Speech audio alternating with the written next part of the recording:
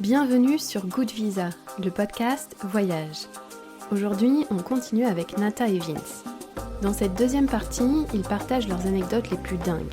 La plaque perdue au Tadjikistan, un millionnaire en Géorgie, les vendanges dans le Tibet historique et la surprise du Usain Bolt. Ils vont aussi vous dévoiler leur pays coup de cœur et leur philosophie de voyage. Et comme ils disent, à quoi bon être sérieux ? Cet épisode est une invitation à cultiver son émerveillement. Je m'appelle Camille et je vous souhaite une bonne écoute, ou plutôt un bon voyage. Et quand tu parles d'objectifs, on en avait discuté un petit peu avant tous les trois, vous me disiez qu'il faut apprendre aussi, que vous avez appris à vous détacher d'objectifs qui n'étaient pas les vôtres. Ou en fait, vous vous questionnez beaucoup à vous dire, bah oui, on nous dit ça, on nous questionne là-dessus, mais en fait, vous vous demandez, est-ce que c'est ça dont vous avez besoin? Est-ce que c'est ça dont votre âme a besoin? Mmh. Ouais, complètement. Non, c'est vrai que c'est, en fait, on doit toujours adapter nos choix à notre propre expérience dans la vie. Donc, finalement, il y a des gens qui vont avoir, des besoins, complètement différents des nôtres, mais qui vont les projeter sur nous, alors que nous, on ne mène pas leur vie. Et par exemple, bah, on peut pas nier le fait qu'on a une chance extrêmement inouïe d'être, né en Suisse, d'avoir eu, un salaire suisse pendant un temps, voilà, d'avoir un passeport suisse aussi parce que ça, c'est une chance, dingue. Et ben, on prend ce qu'on a comme chance et en fait, avec ça et ben, on fait nos propres choix qui s'alignent aujourd'hui à notre âme, de renoncer dans un sens à rester dans notre pays, à gagner beaucoup d'argent pour vivre, disons peut-être, au même niveau de vie que dans d'autres pays parce qu'au final, on doit dépenser une fortune si on veut rester vivre en Suisse et et de faire plus un choix de la simplicité parce que, bah, on a cette chance-là de pouvoir le faire. Bien sûr, là, on parle pas de: «Ouais, on est dans la mer», enfin, pardon, on est dans la difficulté et tout, non, mais c'est un choix qui est aligné avec, notre âme et nos besoins personnels et heureusement qu'on s'arrête pas aux gens qui ont peur pour nous et qui se disent: «Non, mais il faut accepter, que vous êtes suisse, vous avez cette chance-là, alors il faut, par exemple, gagner un max d'argent, quoi, et rester dans votre pays». Ben, moi, ce que je ressens personnellement, c'est que je préfère laisser cette chance à d'autres. Enfin, il y en a qui ont besoin de cet argent, qui ont besoin de faire carrière, j'en sais rien, qui ont eh ben, prenez ma place. Allez en Suisse. Non, mais c'est vrai, c'est un petit pays, la Suisse, il faut aussi, faire un peu de place. En prenez ma place et moi, je veux bien vivre un autre style de vie, une autre aventure. J'en suis pleine de reconnaissance, mais je fais le choix de vivre autre chose, quoi. Et il y avait cette notion qu'on avait abordée, en off, ensemble aussi, où on se disait, bah, oui, c'est aussi cette idée de l'être humain qui a toujours, enfin, sans tomber dans les clichés, bien évidemment, mais toujours cette idée d'objectif, de quelle va être la prochaine étape? Qu'est-ce que je dois avoir après? Donc oui, c'est important dans la vie de se fixer, pardon, des objectifs. Quelles sont mes prochaines étapes? Ça peut être, aussi un comment dire? Un moteur pour avancer, tous les jours dans son quotidien, mais ben, en fait, ça peut aussi enlever un énorme poids si on s'enlève cette idée de: «Je dois avoir absolument un objectif pour les prochaines années», parce que peut-être que ça frustre certains auditeurs, auditrices, d'ailleurs n'hésitez pas à nous laisser un petit commentaire, dans les épisodes pour avoir vos retours aussi de ça peut être flippant aussi des fois si on n'a pas de grands objectifs comme ça, dans le futur. Ouais, c'est sûr, bah, comme elle disait, le fait de partager ses peurs et cetera, bah, c'est vrai qu'on essaye de pas trop être affecté par ce genre de choses. Parce que voilà, on nous dit: «Ah, vous êtes parti pour un tour du monde» et puis en fait, on est: «Non, c'est pas vraiment un tour du monde». «Ah, mais alors vous allez où?» Puis bon, on sait pas vraiment où on va en fait, on se laisse juste porter. Enfin et vraiment d'avoir cette, bah, cette chance aussi de choisir ce mode de vie, bah, c'est hyper, hyper agréable parce que justement ça nous enlève ce poids un petit peu, de devoir faire des choix, de devoir, aller de l'avant, de toujours, bah, voilà continuer un petit peu. Je sais pas, pour moi en tout cas c'est très agréable ce côté, bah, une étape après l'autre, pas avoir des objectifs trop loin. Bien sûr qu'on a des objectifs, Ou des c'est rêves, hyper quoi, en important. fait, ou des Ouais, rêves. c'est ça, c'est des rêves et c'est hyper important de mettre tout en place pour les réaliser. Mais en fait, bah, voilà, ils peuvent prendre plus ou moins de temps et puis ouais, pas de pression sur ça. Et c'est aussi comme philosophiquement intéressant de se détacher un petit peu de ça, de se dire, l'humain est tout le temps drillé par un objectif précis ou, même dans le monde du voyage ou des aventures, bah, comme je te partageais, comme tu disais, il y a souvent des titres très clairs, à traverser, tel pays, de tel endroit à tel endroit en tant de temps et j'ai l'impression que l'humain adore ça, avoir quelque chose de très précis et de voir si l'autre humain a réussi à le réaliser. Et voilà et c'est ça qui nous donne envie de suivre l'aventure et de voir et peut-être que, ben, nous, on peut paraître ennuyant parce qu'en fait, on n'a pas vraiment de fin. On n'a pas d'objectif de fin, quoi, qui va dire: «OK, cette aventure a été réussie, on elle est terminée maintenant». Ben, Ouais. en fait, non, c'est notre vie, en fait, c'est notre vie entière Bah, c'est et ça c l'objectif actuel. L'objectif actuel, c'est d'essayer de devenir nomade. Je sais pas si c'est le terme digital nomade, mais le digital nomade, c'est juste aussi le fait de pouvoir bosser, par exemple, à distance ou ce genre de choses. Mais c'est pas forcément uniquement ça qu'on aspire, mais c'est vraiment ce côté nomade, par contre, de pouvoir se déplacer un petit peu partout sur terre et puis, bah, de réussir à en vivre, ainsi, quoi. mmh Comme ça, on peut continuer à, bah, voilà, à s'imprégner du voyage et de ce qu'on aime vraiment beaucoup, de rencontrer des gens et tout. et finalement, tout ça, je crois que ça développe beaucoup une sorte de confiance en soi qui est pas simple à avoir franchement. Enfin moi, en tout cas, j'ai pas été réputée pour avoir une énorme confiance en moi et ce voyage et cette recherche d'aller au-delà de ce qu'on a l'habitude et ce qu'on attend de nous et ben, ça offre, la possibilité de ouais, de faire grandir cette confiance en soi. De se dire: «OK, enfin, je sais où je vais, en fait, même si je ne sais pas où je vais». Mais parce que j'ai Ça, c'est confiance, clair. mais parce que j'ai confiance qu'en fait, Ouais. je suis ce que disent mes tripes et donc ça va aller. Ça va me mener là où il faut que j'aille. Est-ce que ça pourrait peut-être aussi, alors je parle peut-être pour moi avec aussi mes propres, projections ainsi de suite, mais qu'on se lâche un peu les basques justement avec cette recherche de où est-ce que je dois aller? Cette recherche constante, d'objectifs de, ah ben forcément, je prends mon exemple, mais j'ai tel âge, il faut absolument que je me case, que je rentre dans les clous de il faut avoir la maison, le chéri, les enfants et ainsi de suite et des fois de juste comme tu disais Vince, de vivre au jour le jour et d'arrêter de se dire, «Je dois remplir telle case» et être dans le moment présent parce que ça aussi, vous êtes du coup depuis un moment dans cette recherche de, prendre le temps, de vraiment, savourer avec, les paysages que vous découvrez, profiter des rencontres, que vous faites et de là, vivre le moment présent parce qu'en fait, ça va rien changer à la fin, de juste rester dans cette temporalité. Ouais. Moi, ce que j'aime beaucoup, en fait, c'est ce côté, comme on a du temps, on peut saisir un petit peu toutes les opportunités qui viennent. Vu qu'on n'a pas un objectif à atteindre ou un endroit à aller et cetera, s'il y a une nouvelle opportunité qui se présente, bah, en fait, on peut la réaliser et c'est un petit peu là, l'exemple parfait, ce qui est en train de se passer maintenant. C'est que, bah, on n'avait jamais eu l'idée de venir jusqu'en Asie du Sud-Est, mais le voyage a fait que, bah, on est arrivé en Thaïlande et quelques jours avant de passer la frontière, thaïlandaise, bah, en fait, genre, ouais, un mois avant, on a Depuis le entendu ouais, Laos. depuis le Laos, on a entendu parler d'un visa qui était pour les digital nomades et cetera ou ouais, un visa un peu spécial qui nous permettrait de rester 5 ans dans le pays et vraiment, on n'a jamais pensé à ce genre de choses-là, mais tout d'un coup, cette opportunité, elle était là, elle était accessible et puis, bah, on s'est dit: «Bah, on essaye». On n'a jamais vraiment jamais pensé ça de notre vie et ben voilà, on a juste essayé, on a fait cette postulation auprès de l'ambassade thaïlandaise au Laos et puis, bah, en fait, quelques jours plus tard, ils nous ont dit: «Bah, voilà, c'est bon, vous avez votre visa DTV» Ouais, ils ont et donc approuvé, quelque chose qu'on n'avait même pas imaginé et ouais donc et ça donc nous maintenant, on lance se dans une retrouve nouvelle vie, avec, quoi. ce visa de 5 ans en Thaïlande, qu'on n'aurait jamais imaginé, vraiment jamais de notre vie et bah, là, ça ouvre des nouvelles portes, mais genre infinies, en fait. Donc c'est ça aussi que je trouve incroyable. On se serait jamais imaginé ça de notre vie en partant, puis bah, là, on est là et sincèrement, c'est plutôt cool. Ouais, c'est clair. Bah, on va voir ce que ça nous apporte maintenant.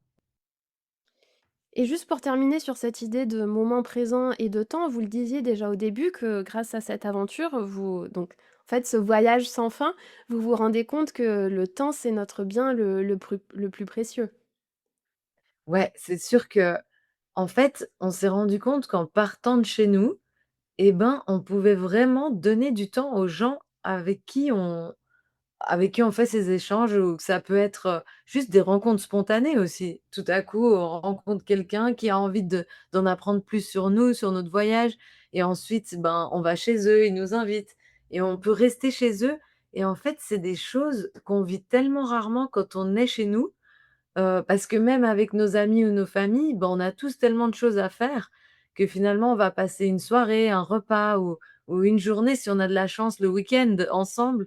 Mais en voyage, ben, c'est vrai que ces temps-là, ils se rallongent sur, 2, 3, 4 jours, des nuits, des mois des fois et ouais, c'est vrai qu'on réalise et ben, que là, on a du temps à disponibilité et ça devient, vraiment bien plus précieux que l'argent au final. Vraiment, c'est quelque chose, qu'on a tellement peu quand on est fixe quelque part et qu'on commence à planifier plein de choses dans notre quotidien et là, d'avoir un agenda qui est vide et ben, c'est incroyable. On a juste noté on devait réserver, le temps pour parler avec toi, tu vois? Mais c'est tout, c'est ce qu'on a de réservé le plus loin dans notre agenda. Enfin, c'est génial, quoi. Et puis ouais et puis chaque jour, ben, il y a des nouvelles choses qui arrivent et c'est cool comme ça. C'est un peu plus organique, j'ai l'impression. Bien sûr et peut-être qu'en vous écoutant, ça voilà, ça va faire rêver des auditeurs et auditrices et peut-être qu'il y a aussi quand même ce revers de la médaille un petit peu où si on reste quand même, comment je pourrais dire? Si on reste réaliste, j'imagine que vous avez conscience que tout n'est pas toujours parfait aussi dans ce style, de vie que vous avez. Il y a peut-être des fois un peu de d'inconfort, le manque, des proches parce que c'est vrai que ça on n'en a pas parlé encore. J'avais questionné justement, Delphine et Maxime, là-dessus, sur ce qui leur manquait le plus peut-être dans ce nouveau style de vie nomade. Mmh. C'est sûr que cette vie, elle demande une adaptation qui est énorme. C'est énorme et c'est quotidien et d'ailleurs, je me rends compte que j'ai jamais aussi bien dormi de ma vie ou aussi longtemps. Parce que en fait, je me rends compte que mon corps a besoin de récupérer souvent des journées qu'on vit, que d'un coup, tu vois, tu as roulé, ensuite tu étais dans des nouveaux endroits, tu t'adaptes à une nouvelle nourriture et tu fais des rencontres, donc tu parles, enfin, on t'apprend plein de choses sur des nouvelles vies et ben, ensuite tu as besoin de dormir et de récupérer, en fait. Et c'est sûr que le confort, il est pas le même que quand tu as ton appartement et que tu sais, voilà, tu sais où tu es, quoi. Tu connais tous les détails de chez toi. C'est aussi on reparle de temps à nouveau, mais quand tu connais tout, c'est pas du temps que ça, c'est du temps que tu vas pouvoir mettre dans d'autres choses, dans voir tes amis ou travailler ou, avancer tes projets ou regarder des films, j'en sais rien. Nous, on va devoir quand même s'organiser pour voir où est-ce qu'on dort le lendemain, à quoi ça ressemble à peu près là où on va. Mais ouais, c'est des choses, qui peuvent épuiser parfois Ouais, et heureusement, bah, quand on est épuisé, bah, on a aussi cette chance de pouvoir se dire: «Bah, prendre le temps. on s'arrête» et là, bah, on trouve par exemple il y a une autre app qu'on utilise qui s'appelle Trusted House Sitters et en fait, avec ça et ben, tu peux, garder par exemple des chiens, des chats ou des animaux de compagnie chez des gens qui, souvent, ont des très belles maisons, ont des très beaux endroits, donc très confortables, on va dire et puis c'est vrai que, bah, là, on a vécu ça à Bangkok récemment. On est resté une semaine chez des gens pour garder leur chienne, aveugle qui avait 12 ans et on était bien, quoi, on était bien posés et tout ça, ça nous aide à nous ressourcer, en fait. Et peut-être dans ma question, mais si vous pouvez, revenir là-dessus aussi, comment vous vivez le manque de la famille, des amis et tout ça? Mais en fait, si on n'a pas répondu parce qu'on veut pas en parler, je rigole. Non, mais évidemment que c'est difficile et puis je pense on aspire, là dans le futur à avoir un peut-être un mode de vie où là, le fait qu'on va pouvoir se poser en Thaïlande, bah, de pouvoir accueillir aussi les gens qu'on aime, auprès de nous ici, là où on est. Parce que, bah, c'est sûr que nos retours en Suisse, ils sont intenses vraiment et c'est pas toujours facile à gérer, pour nous émotionnellement parce qu'on aurait envie que le temps se prolonge du coup et puis de rester plus longtemps. Mais on chérit tellement notre vie sur les routes et la liberté que ça nous donne que, ben, on repart quand même aussi, heureux de continuer cette vie-là qu'on a choisie. Mais bien sûr qu'on rêverait que nos amis, nos familles, ils puissent venir nous rejoindre et rester plus longtemps avec nous.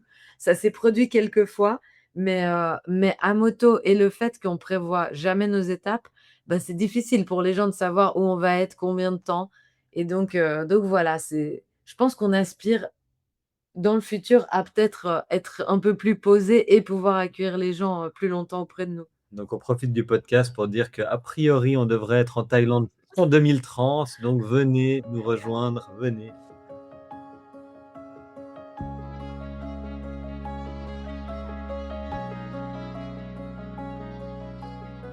Là, quand vous parliez de garder là les animaux chez des gens et ainsi de suite, ça me fait penser, à une anecdote que vous aviez en Géorgie.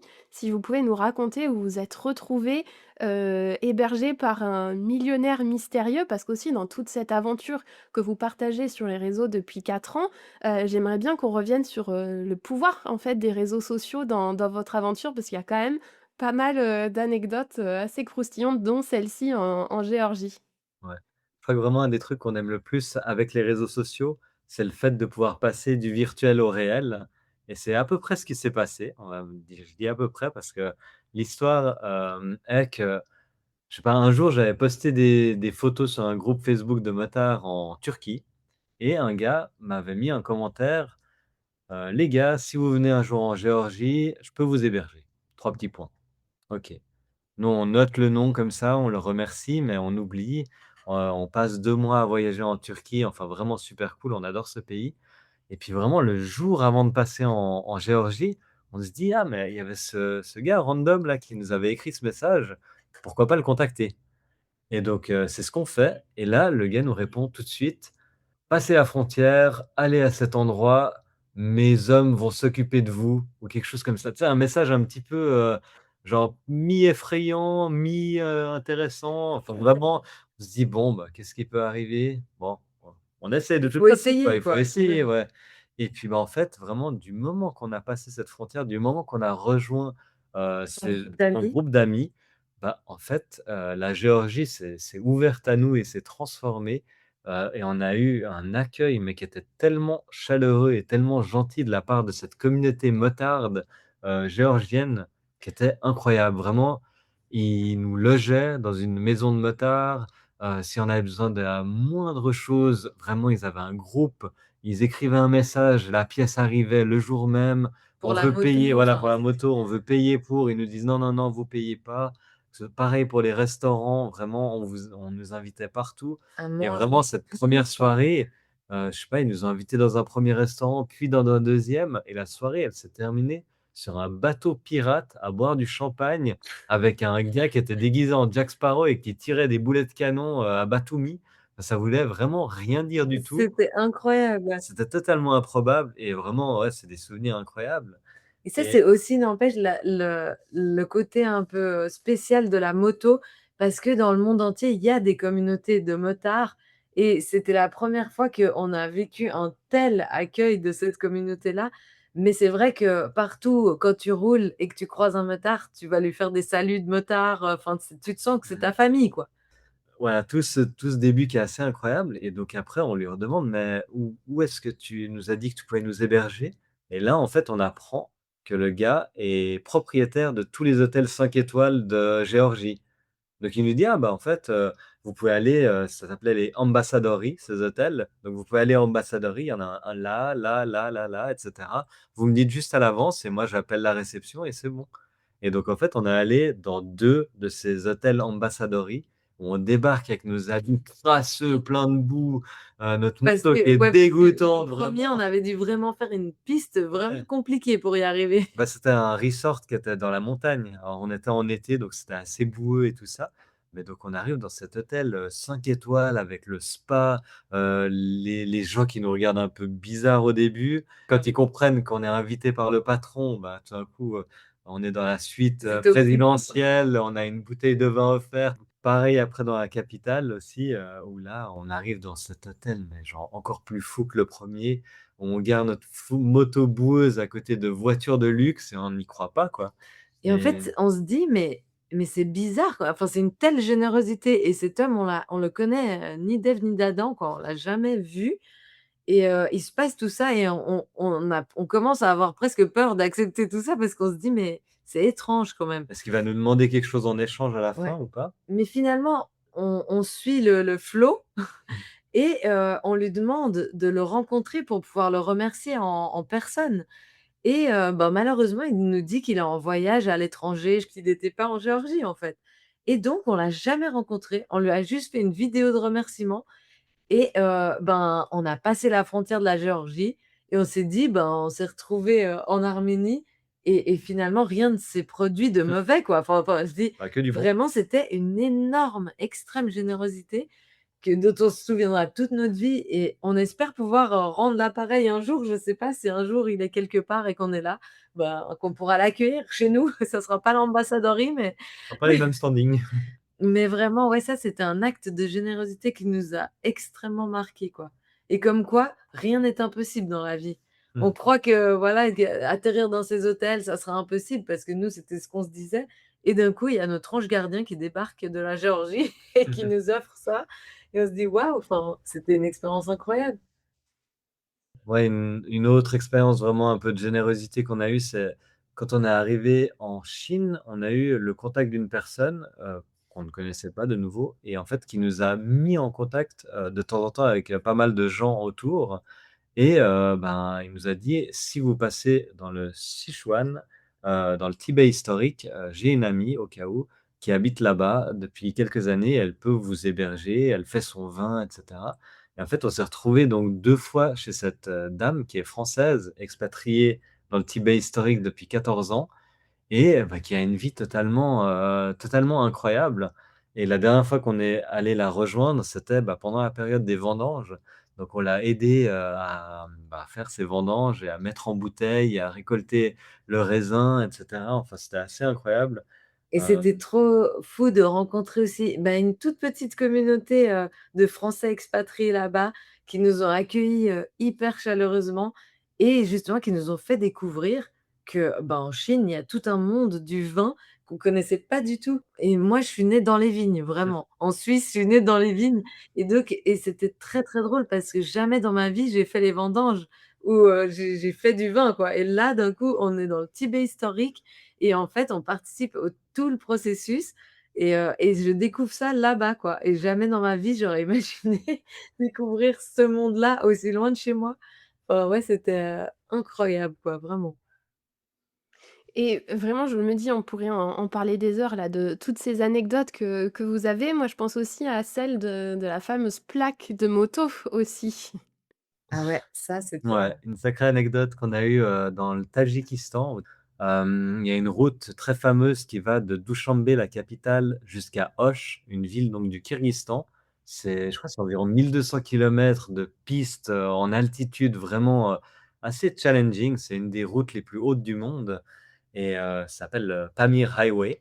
Ça a rien d'une highway, ça a rien d'une autoroute. C'est vraiment, ouais, cette piste chaotique et donc toute une partie, c'est de la tôle ondulée. Donc c'est ces sortes de ouais, là, de routes ça qui font vibre énormément. vibrer la moto et puis qui te font vibrer de tous les côtés et en fait, au moment où on a terminé une des parties la plus dure de la Pamir, on se pose, on se jette On par terre, s'affale par terre. vraiment pour, voilà, pour se dire: «Voilà, on a retrouvé l'asphalte, c'est incroyable» et tout d'un coup, mon regard va vers l'arrière de la moto et je fais: «Non!» Nathan, mais qu'est-ce qui se passe? Je lui montre et là, non! J'ai Il y a eu notre plaque qui a disparu, quoi, notre plaque d'immatriculation.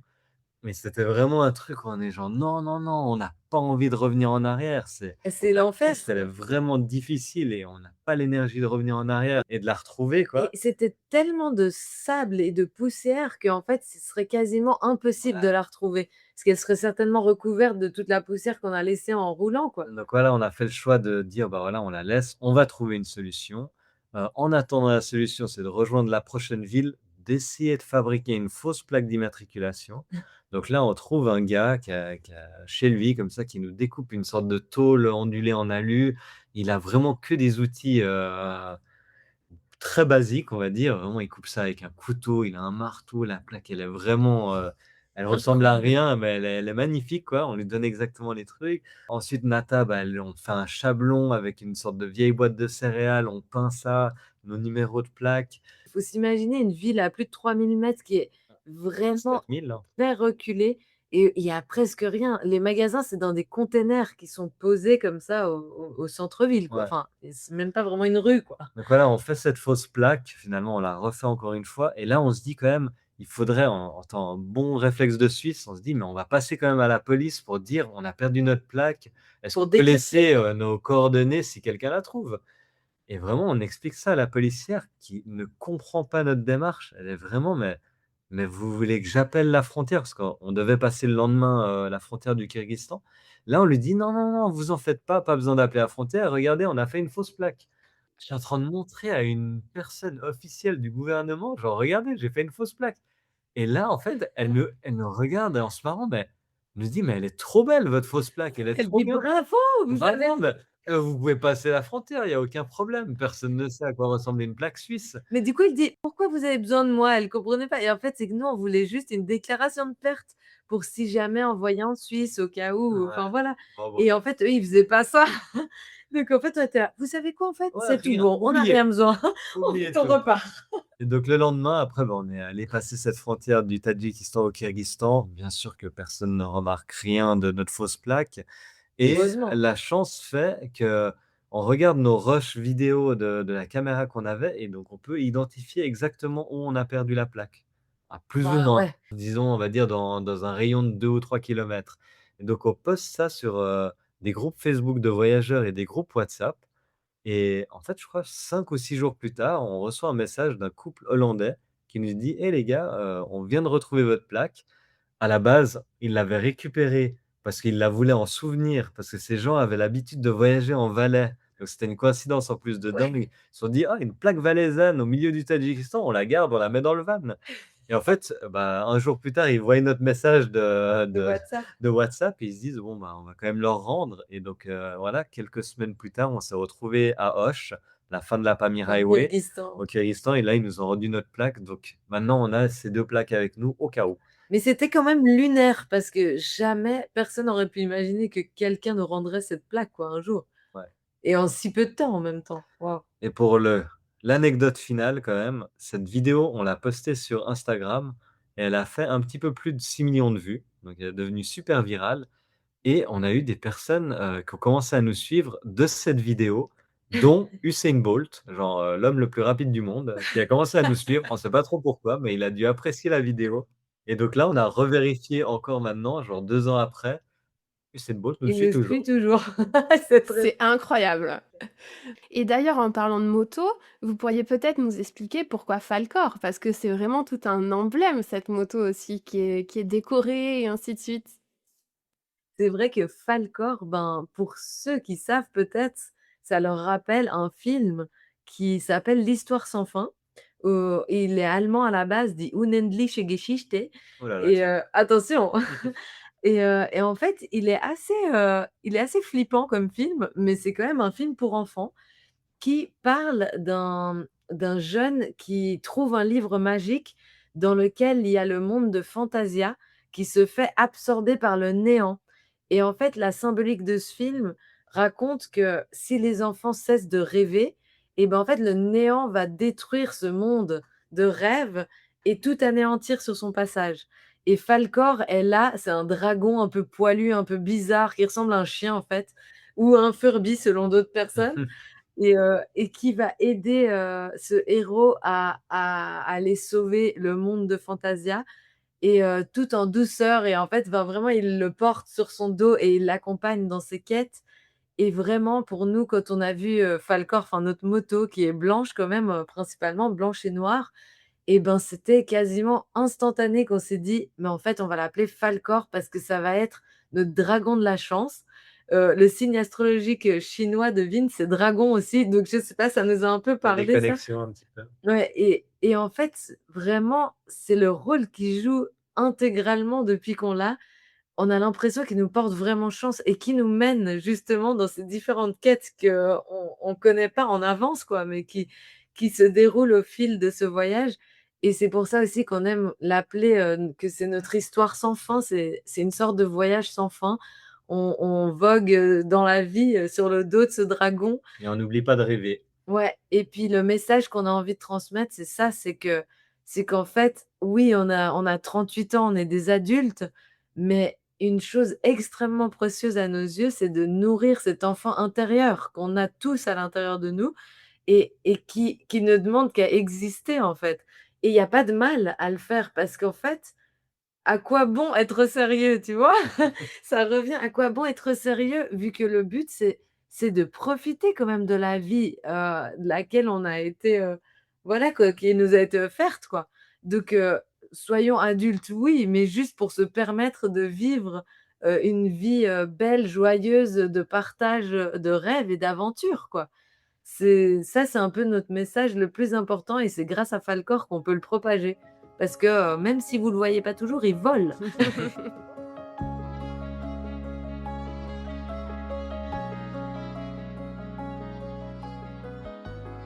Beh, c'est parfait parce que là, on approchait sur la fin du podcast. J'allais vous demander, beh, comment vous pourriez conclure? Quel est votre message principal à faire passer? Donc, tu vois, tu m'as devancée sur ma question et du coup, j'aimerais bien terminer un petit peu différemment. Là, ça va être parti un petit peu plus, quiz, tac au tac parce que là, vous avez fait donc, plus de 44 pays.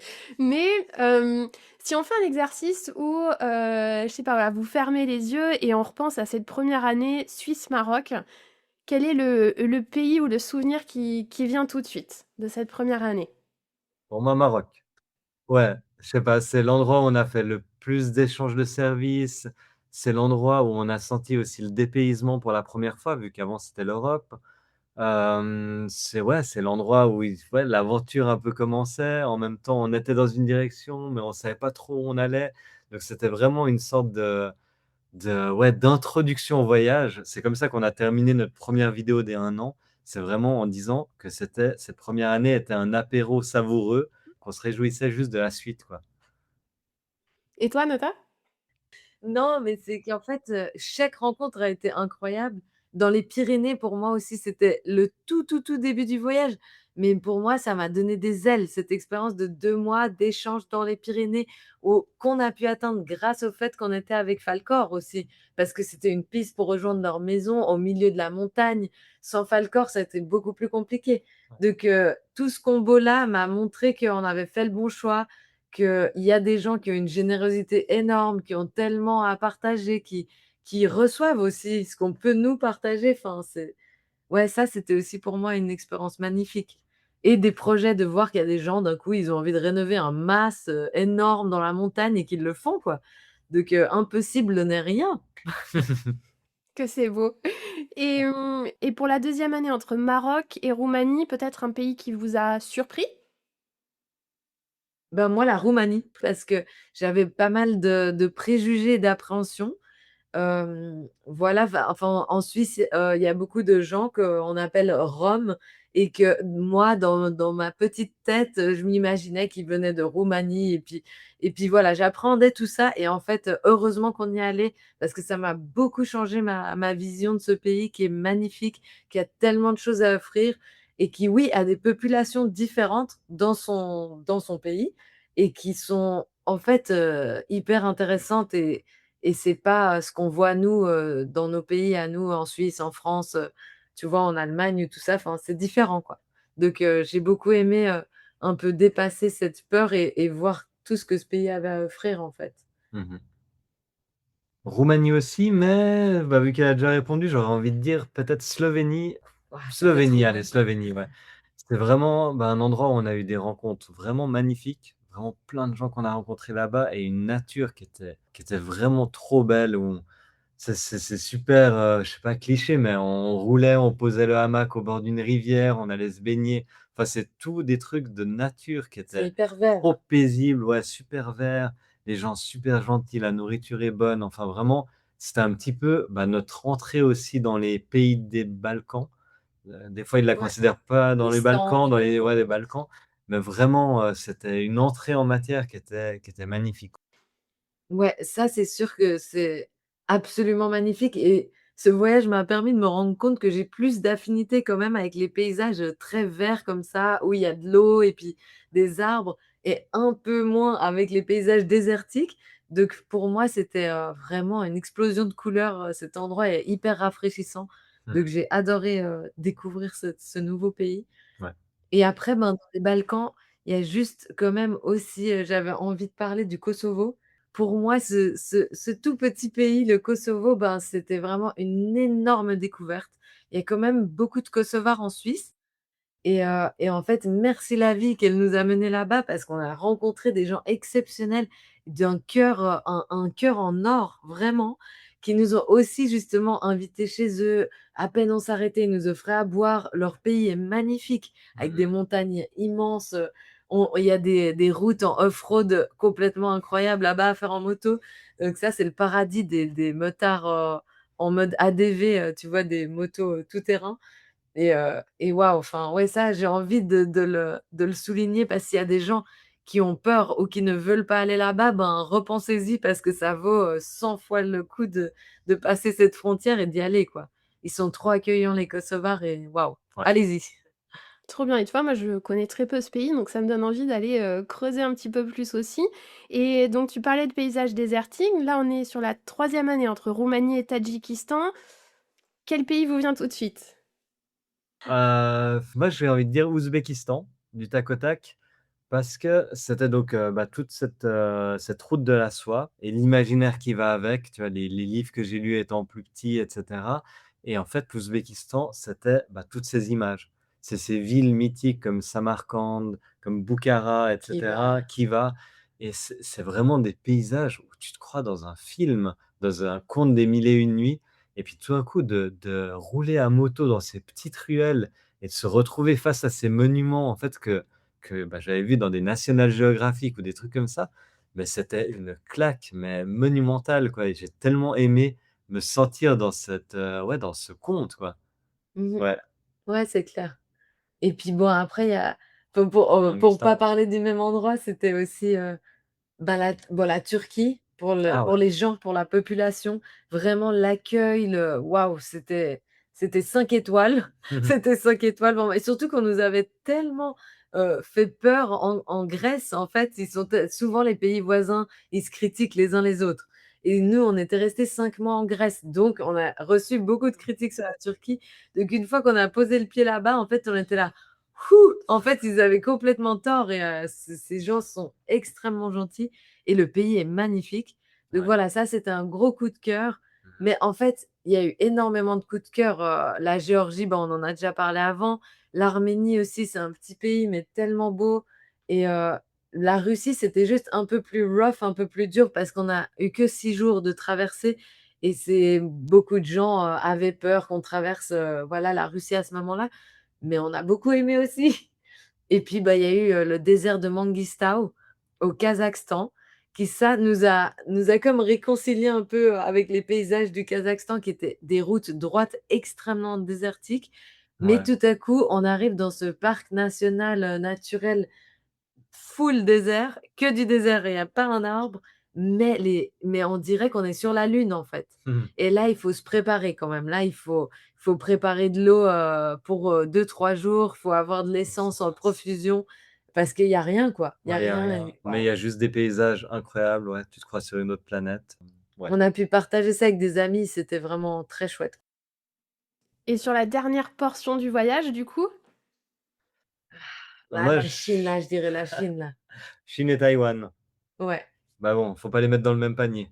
à moto. À moto, enfin, mais à moto et sans la moto, en tout, en 2025, on a passé 6 mois en Chine et vraiment, bah, autant dans des mégapoles, de à 25 millions d'habitants que dans des natures super préservées, des petits villages paumés et cetera. Ça nous a mis une claque du début à la fin. On Les a routes, en plus, adoré, sont tellement les routes bonnes. sont Là, magnifiques. tu te fais plaisir. Vraiment, la ouais, on a tout aimé au final, vraiment. Il y avait aussi beaucoup de clichés sur la Chine, des a priori et cetera et en fait, ils ont tous été tellement balayés les uns après les autres que Ou ouais. finalement, c'est des clichés qui peuvent s'avérer vrais, mais qu'on a aimés, en fait, ce qui nous Ouais. enfin voilà, c'est il y a tellement de choses différentes en Chine, en fait, c'est aussi extrêmement dépaysant. Comme Vincent parlait du Maroc, ben là, la Chine, ça te dépayse vraiment. C'est toute une autre manière de vivre, de fonctionner et une fois que tu t'y habitues et puis, ben, nous, on aime ce qui est différent, donc aussi ça aide. Si tu aimes pas ce qui est différent, ça complique. Mais si tu aimes la différence et ben là, tu es servi, quoi et c'est vraiment cool et les paysages, bah, c'est presque un continent quoi le pays Ouais. des paysages extrêmement, différents du désert, Tellement de la varié, ouais. montagne, de la jungle, donc waouh, on a tout eu là. Ouais. J'ai l'impression d'avoir fait un tour du monde express. Là, j'ai plein d'images et de pays, en tête. J'espère que c'est pareil pour les auditeurs et auditrices et beh, du coup, je peux les inviter, j'imagine, à aller voir, bah, votre compte Instagram. Je mettrai le lien. Votre chaîne YouTube aussi où, vous avez, il me semble, bah, toute la première année qui est déjà disponible sur, votre chaîne parce que voilà, vous prenez votre temps, comme on l'a dit, et donc ça serait un petit peu, ça irait contre votre message si vous étiez là à tout le temps poster, poster. Vous prenez vraiment votre temps pour retransmettre, toutes ces aventures. Il y a aussi votre livre «Moto en Europe avec Lonely Planet», enfin vous faites quand même plein de choses, donc je mettrai toutes ces ressources, là. Peut-être que j'en oublie une?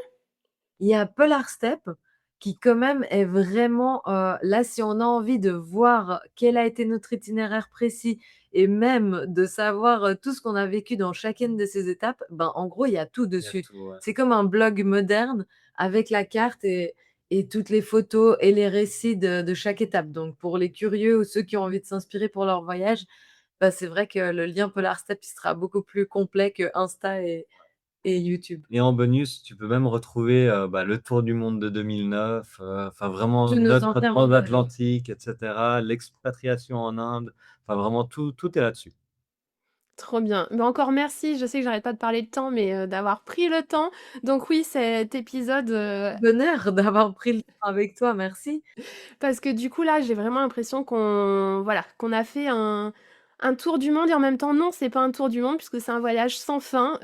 Hâte de voir, les prochaines étapes, peut-être d'échanger, encore avec vous. Donc encore merci et à très bientôt. Ouais, Merci avec et grand plaisir. Merci bon beaucoup. voyage à tous. Et ne partez pas tout de suite, promis, c'est pas une pub, je me répète, mais votre soutien est vraiment fondamental pour la suite des aventures de Good Visa. Alors si vous pouvez prendre une minute pour vous assurer que vous êtes bien abonné au podcast, que vous avez laissé, j'espère, 5 étoiles, et sur Apple Podcast, vous pouvez même laisser un avis, et sur Spotify, sur chaque épisode, vous pouvez laisser un commentaire, pareil sur YouTube et ainsi de suite. Vraiment, je compte sur vous. Merci du fond du cœur et je vous dis à très bientôt.